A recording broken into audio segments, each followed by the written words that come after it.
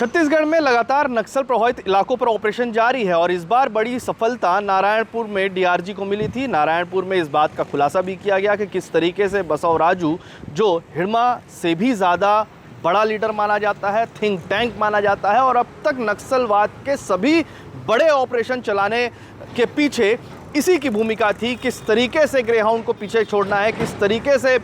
तेलंगाना या अन्य राज्यों के मुख्यमंत्री, नेताओं को, सीआरपीएफ को और जवानों को किस तरीके से अपने जाल में फंसाना है, ये तमाम ऐसे बड़े हथकंडे थे जिसके पीछे इसी का हाथ बताया जाता है। और जब छत्तीसगढ़ में डीआरजी ने ये सफलता हासिल की कि बसव राजू को यहाँ पर उन्होंने न केवल बसव राजू के साथ में 27 नक्सलियों को मार गिराया, बल्कि उनके साथ में हथियार भी बरामद किए गए हैं। लेकिन अब कुछ और भी बातें निकलकर सामने आ रही है,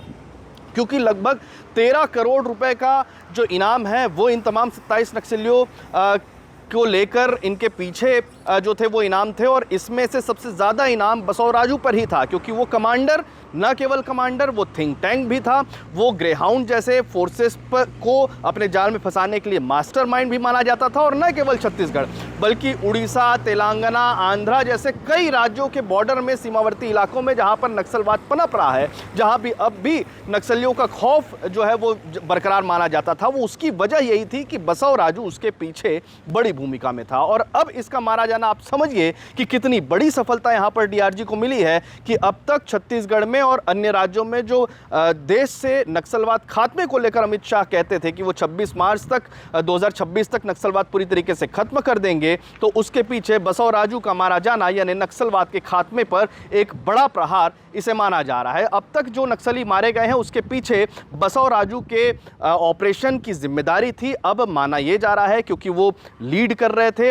और प्रमुख ओहदे पर थे। अब उनके बाद किसको नक्सली अपना मुखिया बनाएंगे, ये भी अब एक कश्मकश जो है वो नक्सलियों के लिए खड़ी हो गई है। लेकिन दूसरी तरफ देखें तो जवानों का हौसला बुलंद है। डीआरजी फ्रंट फेस पर लड़ती हुई नजर आती है। वो इसलिए क्योंकि डीआरजी को बनाया ही इसलिए गया था 2008 में,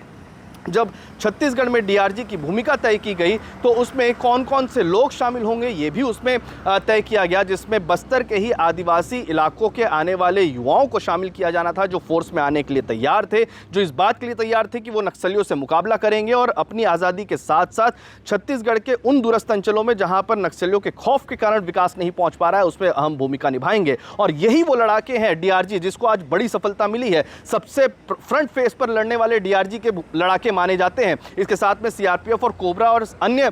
जो बटालियन है उनके भी जवानों की भूमिका महत्वपूर्ण रहती है। लेकिन रणनीति के साथ में जो पहले भूमिका रहती थी वो डीआरजी की ही रहती थी, क्योंकि उन्हें मालूम था कि किस तरीके से उस इलाके में जाना है, किस तरीके से उस इलाके में लड़ना है। इलाके को बहुत अच्छे से जानते थे, मौसम को बहुत अच्छे से जानते थे और इलाके में लंबी लड़ाई जो लड़ने का जो उनको अनुभव ग्रेहाउंड जैसे फोर्सेस की तरफ से ट्रेनिंग के जरिए दिया गया था, उसमें उनकी बड़ी भूमिका थी। न केवल ये, बल्कि उनके पास में जो सूचनाओं का आधार था वो भी बड़ा पुख्ता माना जाता है। और इसके साथ में डीआरजी में ऐसे लोग भी शामिल थे जो नक्सली सरेंडर करके मुख्य भूमिका में आना चाहते थे। सरेंडर नक्सलियों के साथ में जो फायदा डीआरजी को मिलता था वो, क्योंकि नक्सली किस तरीके से लड़ते हैं, कितने बड़े पैमाने पर वो लड़ाई लड़ते हैं और क्या कुछ उनके साथ में घटता है, ये तमाम बातें डीआरजी की नौजवान भी जानते थे। और इसके साथ में डीआरजी में नक्सली सरेंडर करके जो पहुंचे हुए हैं वो भी लड़ाके जानते थे। फ्रंट फुट पर किस तरीके से नक्सलियों को पछाड़ना है, ये डीआरजी की अहम जो भूमिका रहती थी मानी जाती है और इसके कारण ही ये बड़ी सफलता भी मानी जा रही है। मैं आपको उन 13 करोड़ के जो इनामी नक्सली हैं उनमें किस तरीके की भूमिका थी उनकी और बसव राजू की क्या भूमिका थी, ये भी मैं आपको यहाँ पर डिटेल में बताता हूँ। सबसे पहले तो बसव राजू के किन किन नामों से जाना जाता था। उनको नंबाला केशव राव उर्फ बसव राज उर्फ BR दादा उर्फ गन्ना उर्फ प्रकाश उर्फ कृष्ण उर्फ विजय उर्फ दरापू नरसिम्हा रेड्डी के नाम से बसव राजू को जाना जाता था, क्योंकि छत्तीसगढ़ ही नहीं, प्रदेश के कई अन्य प्रदेशों के इलाकों में भी बसव राजू की धमकती भूमिका थी। उम्र इनकी 70 वर्ष के करीबन बताई जाती है और ये 10 करोड़ रुपए के इनामी नक्सली बताए जाते हैं। केवल 1.5 करोड़ का इनाम छत्तीसगढ़ सरकार की तरफ से और अन्य राज्य जिसमें तेलंगाना, महाराष्ट्र, उड़ीसा सहित कई राज्य शामिल हैं, उसमें भी अलग अलग राज्यों में अलग अलग इनामी के तौर पर इस खूंखार नक्सली की भूमिका थी। ये क्योंकि बड़े ऑपरेशन करते थे और ऐसे ऑपरेशन को अंजाम देते थे जिसमें मशीनरीज़ का इस्तेमाल किस तरीके से किया जाए, आईडीज़ किस तरीके से लड़ाई जाए, किस तरीके से ग्राउंड या अर्म फोर्सेस उन पर अटैक कर सकती है, उनको किस तरीके से मात देना है, कहाँ पर खुफिया बम लगाना है और कहाँ पर उनका इस्तेमाल करना है। ये तमाम बातें जो थी वो रणनीति तय करने वाला बसव राजू था, जिसको फिलहाल छत्तीसगढ़ की डीआरजी ने मार गिराया। इसके साथ ही जंगू नवीन उर्फ मधु 45 वर्ष की भूमिका में उनके साथ हमेशा उनकी खास सहयोगी के रूप में मानी जाती रही है और इसके ऊपर भी लगभग 25 लाख रुपए का जो इनाम है वो इन पर रखा गया है। इसके साथ ही संगीता, जिस पर 10 लाख रुपए का इनाम, भूमिका, जिस पर 10 लाख रुपए का इनाम, रोशन उर्फ टीपू उर्फ महेश उर्फ अनित उर्फ चंदम मोड़ियाम, जिस पर भी 10 लाख रुपए का इनाम, सोमली उर्फ सजंता उर्फ हिड़मे, इस पर भी 10 लाख रुपए का इनाम। इसके अलावा उगेंद्र पर भी 8 लाख रुपए का इनाम, उंगा उर्फ नवीन उर्फ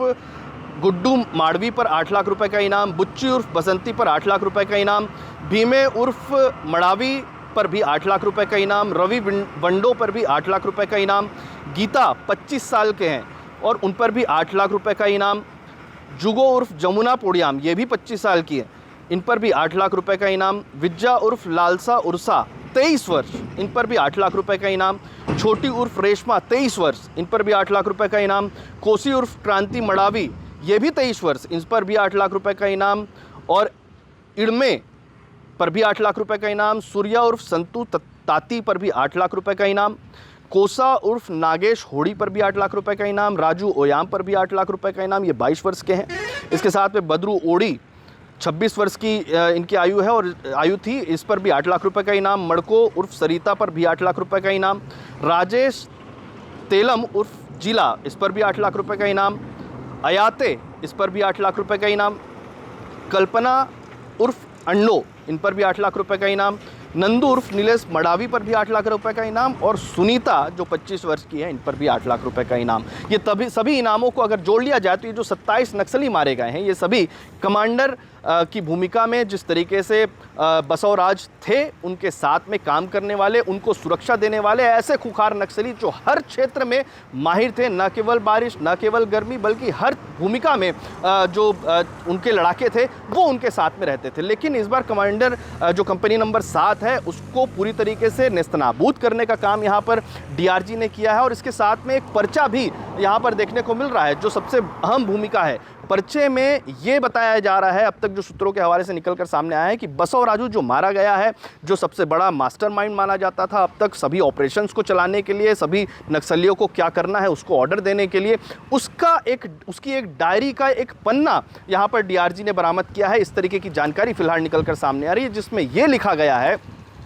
सभी नक्सलियों को कहा गया है कि आप कहीं भी छुप जाइए, डीआरजी इतनी खुखार है कि अब वो सबको ढूंढ कर खोज कर मारेगी। और ये हिदायत बसव राजू की तरफ से अपने डायरी के पन्ने के जरिए नक्सलियों को दी गई है। अब ये कितना सच है ये तो आने वाले समय में जब भी जांच होगी तो पता चलेगा, लेकिन इससे ये समझिए कि डीआरजी का जो खौफ है और नक्सलवाद को खत्म करने का जो प्रण है सरकार की तरफ से, जवानों का जो हौसला है वो इतना बुलंद है कि जवान जब इस हौसले के साथ में अब फिर से ऑपरेशन में उतरेंगे तो 2026 का जो समय लक्ष्य निर्धारित किया गया है उस समय से पहले भी नक्सलवाद का पूरी तरीके से खात्मा करने की बात और ये दावा फिलहाल इन जवानों की तरफ से,